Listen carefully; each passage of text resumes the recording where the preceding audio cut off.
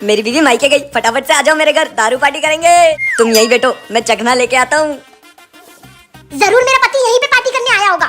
ये तो पड़ोसन का पति है।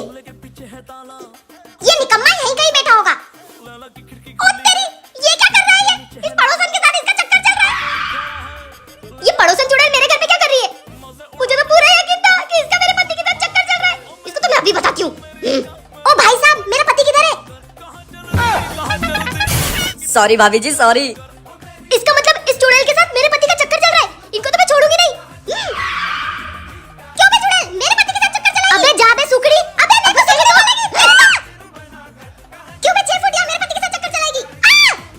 बेबी, तुमको तो मैं छोड़ूंगी नहीं। मेरे पति के साथ लफड़े करेगी? अरे तू जा यहाँ से, जा।